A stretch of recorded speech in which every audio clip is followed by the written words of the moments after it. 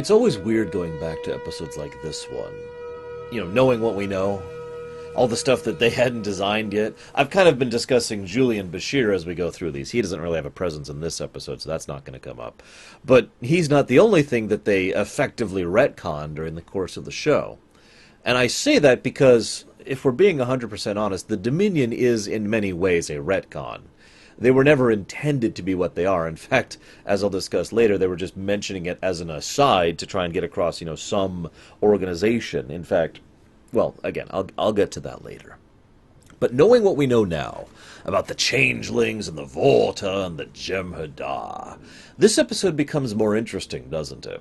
Now, parallels between Tosk and the Jem'Hadar are obvious. In fact, funnily enough, when I first saw this and saw his appearance, my first thought was that this was a prototype Jem'Hadar out of character. That the mask and makeup they used to dress up Tosk would be something they would later use for the Jem'Hadar. I couldn't find anything specifically indicating that, though many, many people admit that there are, even people who worked on the show, admit the obvious similarities between the Tosk and the Jem'Hadar. The cloak, the hunter instinct, the bread, it's for specifically genetic engineering, etc., all that stuff. Now, this can still line up in lore, but only if we're willing to stretch it.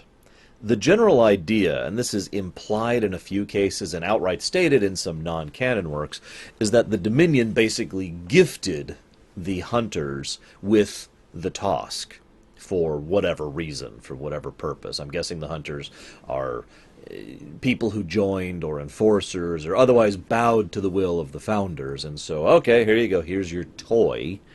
Because we do know that the Dominion are very political, far more so than most of the other large enemy races that the Federation and Star Trek in general finds itself fighting. So, they're willing to play politics. They're willing to play carrot and the stick. So the idea of join us and we will give you this ultimate hunt, it kind of makes sense. And given the fact that the Jem'Hadar probably already existed at that point, it would then be relatively simple to basically make a weaker, less capable Jem'Hadar with slightly different circumstances to make them, into this perfect prey so that the hunt is awesome. Now, that's all kind of explainable and kind of makes sense, especially since the Dominion were not planned. What I find interesting is the similarities between these people and the Hirogen. Because, as weird as this is going to sound, I think the Hirogen were better done than the Hunters. I know, weird, but that's probably because the Hirogen had multiple episodes, if we're being honest, but it's always weird to me when Voyager does something better than Deep Space Nine. Doesn't happen often, but it does happen every now and again. I also want to give special credit to Scott McDonald. He's the gentleman who plays Tosk. He's a good actor. He does a really good job with this. He's a good guest star. He's not one of the best. Most of his roles, people are probably like, who the hell's that guy? He played Nivek over in TNG. Now, I bet you're thinking, who the hell's that? It's probably a Vulcan or a Romulan based on the name, but that's all you got, right? He was the Romulan plant guy in the Enemy Mine? Was that the name of the episode? No. I can't think of the name of the episode. It's the one where Troy is dressed up as a Romulan against her will, that episode. I think he did a good job on that one. He also played the Jem'Hadar who was miraculously cured of the Ketracel White problem in the Hippocratic Oath. But the one that I really reminded of, and I kind of caught a little bit of this in this portrayal, is he played Dolam. Now, I would bet money that most of my viewers watching now, even Trek fans, are like, who the hell is Dolam? He was the villain of Season 3 of Enterprise. Yes, the villain. No, I don't mean the Sphere Builders. I mean the reptilian lead. You know the guy. If you sit back and think about the Zindiarch, the head reptilian, the guy who was really on board with the kill-them-all plan and was basically antagonistic even for a Zindi, that was Scott McDonald. He did a good job there, too, I think. But, I digress. So, the episode begins, and Quark is apparently trying to make sexual advances on his, I wanted to say coworkers, but that's actually the wrong term. His employees, there we go, that's the right term. This is interesting, because, A, this is something that doesn't really come up again for a long time, to my knowledge, In fact, I believe the next time it goes to the point of actual sexual harassment is the episode Profit and Lace. Yes, that one. So that's kind of... Then we have the fact that this episode goes out of its way to make Quark a more likable character, something that a lot of episodes will be doing. It's one of the reasons he's considered the quote-unquote breakout character of Deep Space Nine, and he's well-beloved by so many people. It's because he's kind of awesome. So, starting an episode in which you're doing that with, oh, by the way, he likes to try and manhandle his... That's not a great way to start that. It feels really out of place. It feels so out of place that I'm not even sure why it was put into the episode. Now, let me actually explain what I mean by that. Deep Space Nine did something that TNG did occasionally, and TOS did occasionally, but DS9 really owned this concept. It's flavor of life moments. Every moment of every episode doesn't have to be devoted to the plot, or to the characters, or to, oh God, what the arc, the overall story arc of the war, or whatever else is going on. It doesn't have to be devoted to that. So every now and again, and DS9 does this fairly consistently, the fact that they're doing this early says a lot. They'll do just, here's a little bit of everyday life on Deep Space Nine. Kind of in the background. It doesn't really need attention drawn to it. It's one of the things that adds to that wonderful flavor of Deep Space Nine, because what it really is setting building. Not in the traditional sense, not in the culture, history, technology, science kind of a way. More in the... It makes it feel more like you're watching some actual station with actual events, and everything isn't always connected to the main plot. It's the kind of thing I love in video games, for example, and I crave in video games, I usually refer to this as the living, breathing world concept. So I think that's where they were going with this. Here's just an everyday problem, doesn't have anything to do with anything. It's just a problem that Sisko is dealing with, blah, blah, blah, the end. Okay, sure. I still think they could have gone with something better than Quark is a bastard. I mean, come on, guys. Anyways, so then Sisko sends O'Brien to meet with Tosk, and while this wouldn't work with everyone, I do think this was kind of a brilliant choice, because Cole Meany is wonderfully affable. He's the kind of person that it's just hard not to get along with him. As I've said before, I'm pretty sure I'd get along with him in real life, and I would definitely get along with O'Brien. I can say that with absolute certainty in real life. So you send the guy who's just like, hey, just kind of normal, casual talking, hey, what's going on, kind of a thing. And I like that. And it fits and it works perfectly well. Even, again, it wouldn't fit every race. But I find it interesting that the first contact with an alien from the Gamma Quadrant is effectively made by O'Brien. Now, I know there's actually the later episode, I believe it's Move Along Home, is when the actual formal first contact with another race happens.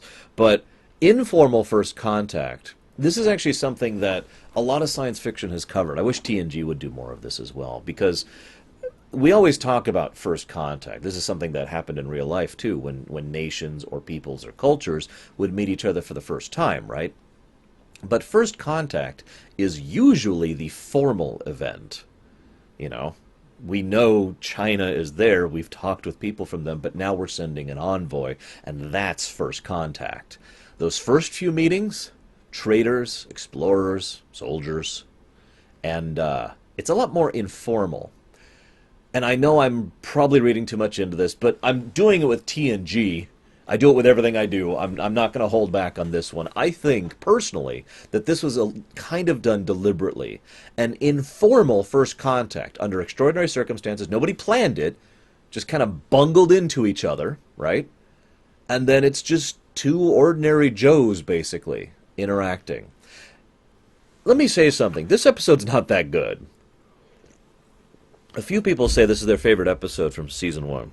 Not mine, that'd be Duet, at least if you ask me right now. We'll see if I change my mind in the future. But I could see why so many people enjoy this episode, because it sits on the strength of the two characters. O'Brien, Cole Meany, and Tosk, Scott McDonald. And the two people really do get across an amazing amount of chemistry, and the two act off each other pretty much perfectly. And so you get this sort of informal... for lack of a better term, buddy coordination and friendship going on. And the whole rest of the episode, we're willing to go with that because of the strength of that main thrust. And again, informal first contact, because that is effectively what this is. First contact with the hunters, and if you count them as a separate political entity, the Tosk. Now, so I do like a couple little tidbits. O'Brien is not an idiot. I know I keep saying that, but I say that because for years, I know this is going to sound weird nowadays in 2017, current year argument, but I guess this isn't an argument. I just like making fun of that concept. Current year argument. Anyways, in 2017, people tend to look back on DS9 a lot more fondly than the people I was talking to when it was coming out. Now, I know, remember, I kind of quit DS9 for a while there, and there's a reason for that. And admittedly, part of that reason is probably because my friends at the time, who were Star Trek fans, weren't really into it. I bring this up because one of the things that kept being brought up is, why is the engineer an idiot? The chief engineer, we've got Scotty, and we've got, Geordi, who's brilliant. Later on we'll have Taurus, but she gets there. Later on we'll have Tucker, who, once they start writing him well, is actually pretty awesome. But what the hell's with this guy? And several people were upset that O'Brien was a simpleton. So I've got it in my mind, and forgive me. I've been recording all these. The first episode hasn't even gone live yet, so I don't know what your guys' comments and feedback are yet. But forgive me for continuing to defend O'Brien as someone who is simple but still brilliant. And they do little touches here that's not obvious. They don't have to sit down and have him single-handedly save the ship by glancing at a panel and saying, of course, I will know what Troy and Crusher and Data weren't able to figure out, like they did with Wesley. Instead, it's just little bits of competency, like the fact that he was able to figure out how to disable the people simply by escorting them. Like the fact that he was able to tell not only that the guy was lying about the damage to his ship, but come up with some details about the specifics of the damage to his ship, just based on looking at it for a bit and crawling through it, and able to try and understand a ship whose design he's never even looked at before and actually get the thing repaired. He shows competency, and so I feel like that slid under some people's noses, and I'll admit I didn't quite catch on to it too when I first saw this show, so I'll lump myself in there as well. Bad, stupid past lore. Bad. So, then, there's this wonderful scene where we also get some good character dynamic between Odo and Tosk. Tosk is like, fiddle, fiddle, fiddle. Odo, of course, is a step ahead of him. Of course he is. And then he surrounds them with force fields. Now, Tosk is not violent. Tosk is not aggressive. In fact, Tosk is surprisingly cordial about this. I've done nothing to hurt you. I need to interact with that. I bring that up because I've noticed the way Odo reacts, or I should say acts, to people depends on how they act to him. Mostly in terms of his job, but also in general. The way he interacts with the other members of the crew tends to depend on how they treat him, right? So Tosk is fairly nice, non-aggressive, could have attacked him, could have cloaked and attacked him, doesn't do it. Could have cloaked and tried to run, doesn't do it. Doesn't get aggressive, doesn't yell, doesn't scream. So Odo is perfectly polite and perfectly reasonable. And it's a nice little touch and an interesting insight into his character, early insight into the way his mind works. And then, of course, Odo's like, so I would like to escort you here now. I would rather not fight you. Again, perfectly cordial. I still got my duty. And Tosk is like, okay. This scene is also interesting in hindsight. This is one of those things that could have been a plot hole. I don't know for sure, but I have a feeling that when they designed the Dominion, sometime from now, over a year from now, that they sat down and said, okay, we have to explain why no one's been reacting to Odo. And if you'll remember, spoiler alert, the nature of who the Founders are and their existence and all that was actually a fairly well-kept secret, and it was a big reveal when we discovered their identity. So the idea of him not reacting to Odo at all makes sense, because nobody would react to Odo at all. He's just some other guy from the Alpha Quadrant or whatever. Also, I just have to add something really quick. Consistently throughout the show, they will refer to the Alpha Quadrant. Now, I hate to get nitpicky about this, but I love getting nitpicky about this, so Deep Space Nine is actually in the Alpha Quadrant, which is the lower left quadrant. The lower right quadrant, where the Federation primarily is, and the Romulans are, and the Klingons are, and the overwhelming bulk of Star Trek is actually the Beta Quadrant. I've always found it kind of weird that they consistently say, we must take the Alpha Quadrant. Now, I get that they don't want to say the Alpha and Beta Quadrants, but I've always found that a little bit funny. Anyways, moving on. So, the Hunters show up and have, by total contrast, have no regard for decency or politeness or anything. They immediately start fighting, blah, blah, blah. And you notice Odo reacts to them completely differently and says, to hell with that. They're not taking anybody on my watch. I'm not taking your damn weapon, by the way. Nice establishment thing, by the way. I believe this is the first time where he mentions he doesn't arm himself. I think that will come up again in a more strong fashion later, but the seed is sown here. And then the Hunters just barge in and try to take him, and then they're all pissed off, blah, blah, blah. Why is that, do you think? Because I can think of 3 reasons for this. Either the Hunters are idiots and didn't recognize that this is, an alien station with alien races they've never encountered before, and just decided, nah, we'll just treat it like it's an everyday event. Or, I suppose I should add a sub-reason here, so reason 1.2, is that they're idiots and think that it doesn't matter because they're on the hunt and nothing can interfere with the hunt. Doesn't matter if the Borg themselves show up. We're on the hunt. Yeah, resistance is futile. Option 2, these people enjoy, shall we say, sufficient affluence back in the Gamma Quadrant to basically be able to say, no, we're doing this and we'll deal with the detritus of whatever's left over afterwards. Because that's exactly what they do. They do the hunt. They don't even try to communicate, not once.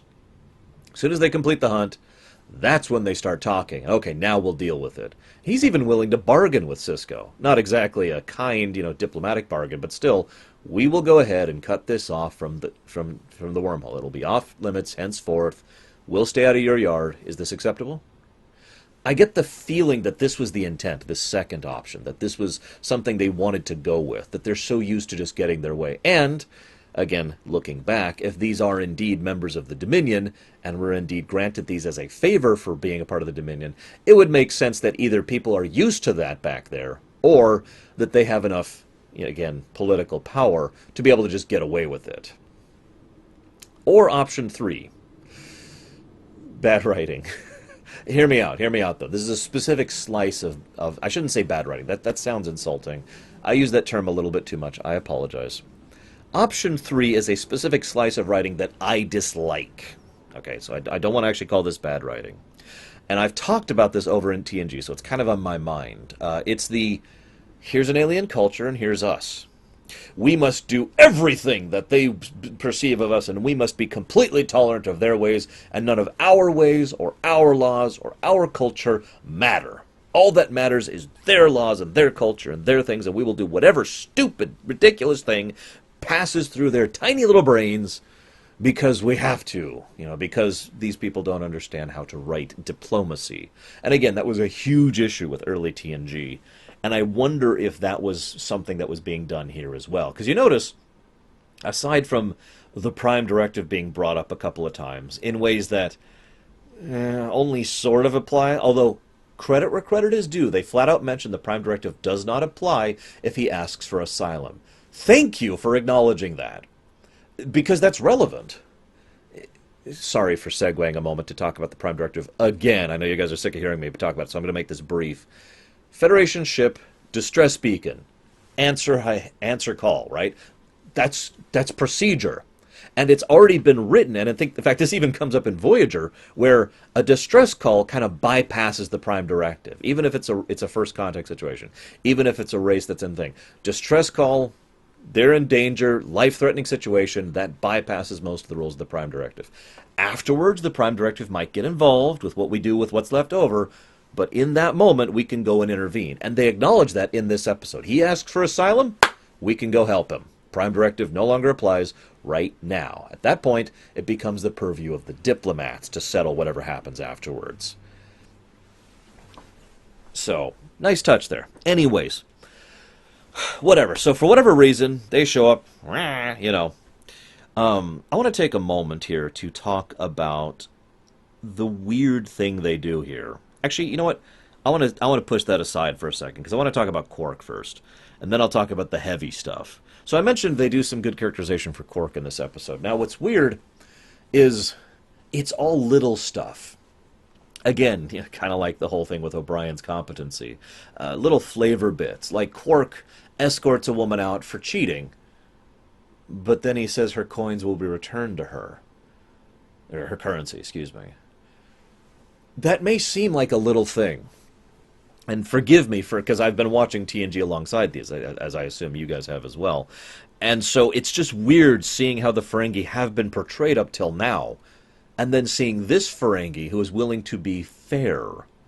That's not the kind of thing that usually comes up. And it's just this one little thing. It's not a big deal, but it's the kind of thing you're supposed to notice and just kind of log in the back of your mind, right? Like, huh, okay.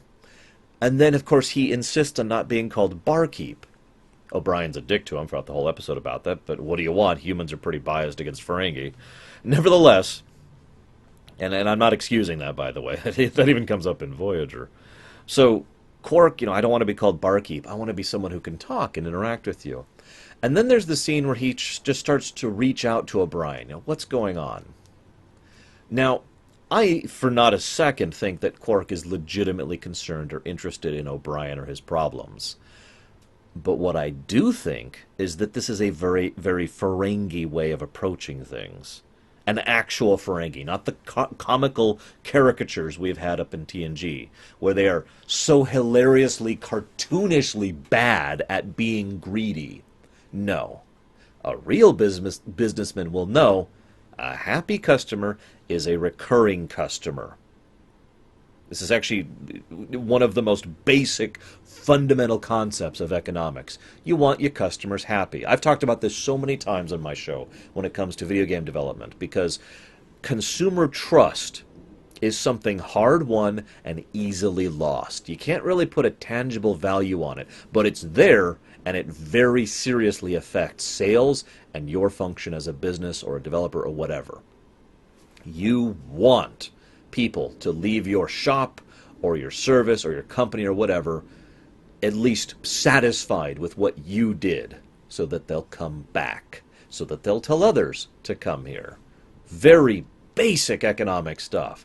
And so again, this isn't like some big moment, but this helps to distinguish Quark in particular, and as Armin Shimmerman himself said, trying to redeem the Ferengi from the cartoonishly idiots. The Ferengi in the rest, as they are portrayed in TNG, must be the boneheaded morons of the Ferengi Alliance. The people who are so ridiculously stupid that they can never accomplish anything without accidentally bumbling into it. Quark is a businessman who apparently decides to be horrible with his employees, which, again, just irritates me that they have those two things side by side. We've got great character development, and then that. What? Anyways.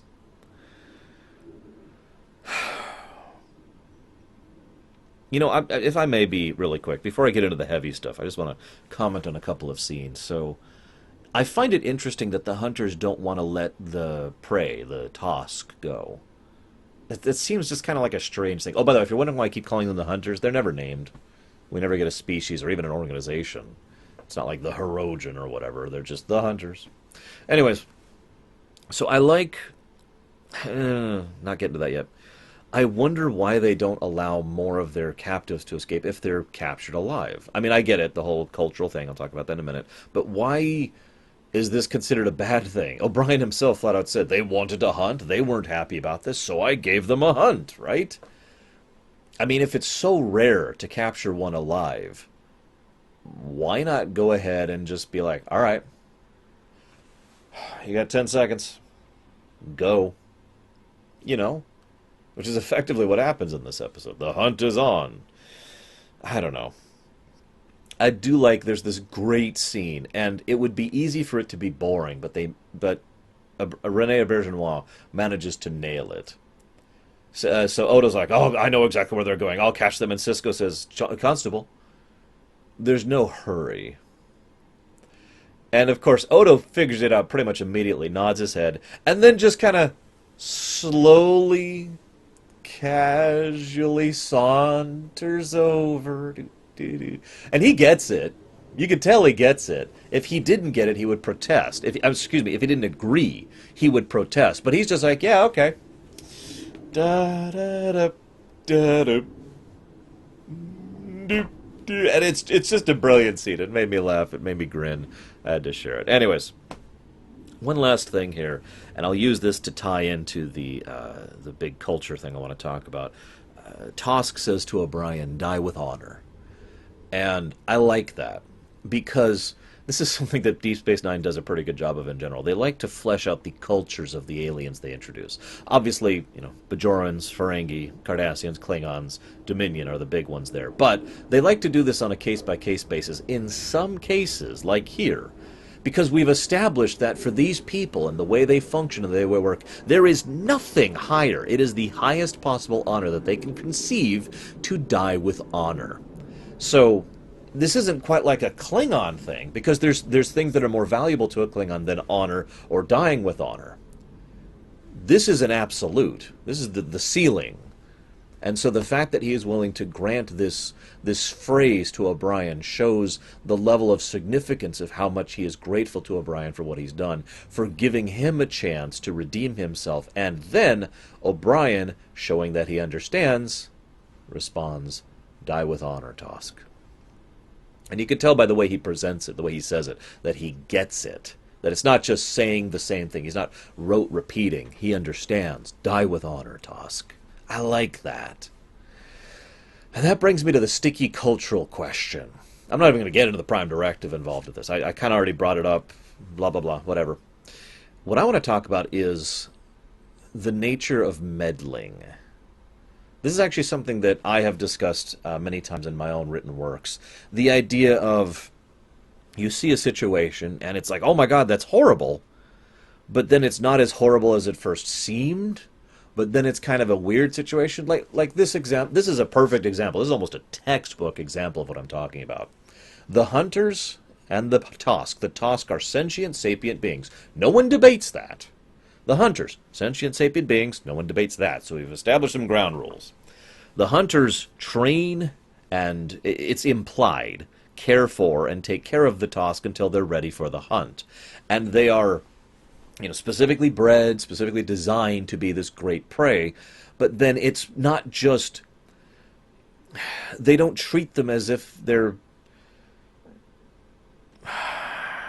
tissue, Kleenex. I'm going to start using that. Because they treat them a little bit more like they would... God, I don't even know how to put this. See, okay, let me explain what I mean by this. Too often, a fictional work will say, oh, he treats him like he's just an object or a tool. Thing is, any person who actually has a brain will treat their tools very well. They want their tools to keep functioning and functioning well, right? I've also heard the term, they treat them like they're cattle. Well, I mean, I hate to point this out. There are obviously exceptions to this, but for the most part, at least on a small scale, cattle ranchers take very, very careful care of their cattle because they give a damn, because they're important to them, right? So too often fiction treats this so like the Hunters could have easily come across as rote, standard sci-fi bad guys by simply treating the Tosk as if they are Kleenex. And I think that's probably the best example I could come up with, because you get a bit of Kleenex right here, right? And then you toss it, right? You don't care about that Kleenex. You don't want to keep it in good condition. You don't want to make sure it's happy or it's in the right state. No, you rip, snot, done. That's it, right? No care whatsoever. But they don't treat the Tosk like that. They treat the Tosk like they are honored, venerated individuals who are, and the best ones of them are the ones who will be honored by the great death at the end of the hunt and these excellent things and blah blah blah. And I could go off. I could speculate on this for a while, but going just based on what's in the episode, we see that they obviously care, and that the Tosk culturally are in the same position.